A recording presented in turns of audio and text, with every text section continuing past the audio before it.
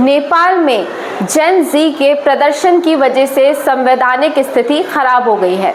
जेन जी ने social media platform ban को लेकर ये प्रदर्शन किया, जिसने इतना उग्र रूप ले लिया कि नेपाल की सरकार तक गिरने पर आ गई। जेन जी का मतलब है 1998 से 2012 के बीच में जन्म लेने वाले जितने भी बच्चे हैं वो सभी जेन जी का हिस्सा हुए, जो कि सोशल मीडिया प्लेटफॉर्म्स को एक्टिवली यूज करते हैं और डेटा कंजम्पशन एक्टिवली करते हैं। इन सभी का विरोध प्रदर्शन सोशल मीडिया प्लेटफॉर्म बैन को लेकर हुआ है। तो आखिर क्यों नेपाल की सरकार ने सोशल मीडिया प्लेटफॉर्म्स, वो भी स्पेशली ग्लोबल प्लेटफॉर्म्स को बैन कर दिया, जो कि किसी देश की अर्थव्यवस्था के लिए, उनके देश की क्रिएटिव इकोनॉमी को बनाने के लिए भी ज़रूरी है और डेटा कंजम्पशन की, लर्निंग की रिक्वायरमेंट के लिए भी ज़रूरी है। और ऐसे कौन कौन से देश हैं नेपाल के अलावा जिन्होंने आज तक सोशल मीडिया प्लेटफॉर्म्स बैन किए हैं? नेपाल सरकार ने 26 अगस्त को एक डेडलाइन दी थी। 7 दिन की डेडलाइन दी गई थी सारे ग्लोबल सोशल मीडिया प्लेटफॉर्म्स को कि आप सभी मिनिस्ट्री ऑफ टेलीकम्युनिकेशन के साथ में रजिस्टर करिए अपने आप को। 7 डेज की डेडलाइन पूरी होने के बावजूद भी कई सारे सोशल मीडिया प्लेटफॉर्म्स, जो कि ग्लोबल प्लेटफॉर्म्स हैं और नेपाल में उनके 7 मिलियन से भी ज़्यादा एक्टिव यूज़र्स हैं, उनमें से किसी ने भी मिनिस्ट्री ऑफ टेलीकम्युनिकेशन के साथ में अपने आप को रजिस्टर नहीं करवाया, जिसके बाद में मिनिस्ट्री ऑफ टेलीकम्युनिकेशन ने टेलीकम्युनिकेशन अथॉरिटी को ये आदेश दिया कि जितने भी अनरजिस्टर्ड प्लेटफॉर्म्स हैं उन सभी को डिसेबल कर दिया जाए। और जैसे ही ये डिसेबल किए गए, वैसे ही जो एक्टिव यूजर्स हैं नेपाल के, उनमें कुछ ना कुछ बातें शुरू हो गई। कुछ ऐसी बातें कही गई मैसेज के through, something went wrong, this site can't be loaded, Safari can't be connected to the server। लोग स्पेशली जेन जी को ये समझ में आ गया था कि सोशल मीडिया प्लेटफॉर्म्स के खिलाफ में कुछ बड़ी चीज़ हुई है और अब सोशल मीडिया प्लेटफॉर्म्स बैन हो गए हैं।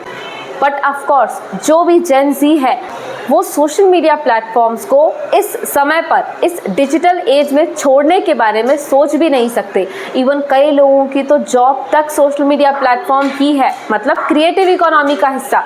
कई सारे लोग क्रिएटर्स भी बनते हैं। इन सभी के लिए सोशल मीडिया प्लेटफॉर्म का बैन एक बहुत बड़ी वजह है और इसी सोशल मीडिया बैन के कारण जेन जी नेपाल में सड़कों पर उतरा। प्रदर्शन इतना बड़ा हुआ कि आज सरकार तक डूबने पर है। जेन जी का ये कहना है कि सोशल मीडिया प्लेटफॉर्म के अलावा सरकार में बहुत ज़्यादा करप्शन है, नेपोटिज्म है और अकाउंटेबिलिटी, लीडरशिप सरकार के पास में नहीं है और इसीलिए ये प्रदर्शन किया जा रहा है। इसी तरह से अब जिस प्रकार से नेपाल ने सोशल मीडिया प्लेटफॉर्म्स को बैन किया है, वर्ल्ड में कुछ और जगह पर भी इसी तरह की चीज़ें हुई हैं। इवन इंडिया में भी सुप्रीम कोर्ट के पास में एक पिटिशन फाइल की गई थी, जिसमें ये कहा गया था कि अंडर 13 एज के जो बच्चे हैं उनके लिए ग्लोबल सोशल मीडिया प्लेटफॉर्म्स को बैन कर दिया जाए, क्योंकि ये एक एडिक्शन क्रिएट करता है, बच्चों की हेल्थ के लिए ये अच्छा नहीं है।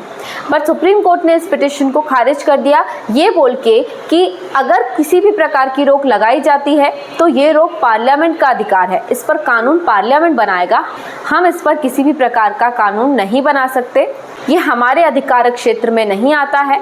उन्होंने ये परमिशन जरूर दी थी कि इस पिटिशन को किसी लॉफुल अथॉरिटी के पास में रखा जाए और पार्लियामेंट तक पहुंचाया जा सकता है।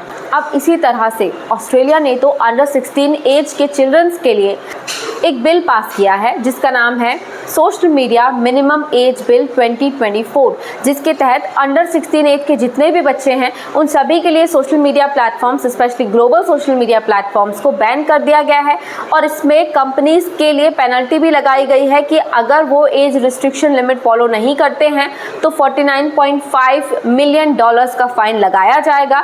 इसी तरह से न्यूजीलैंड भी इसी लाइन पर कोशिश कर रहा है कि सोशल मीडिया प्लेटफॉर्म अंडर 16 बच्चों के लिए बैन कर दिया जाए।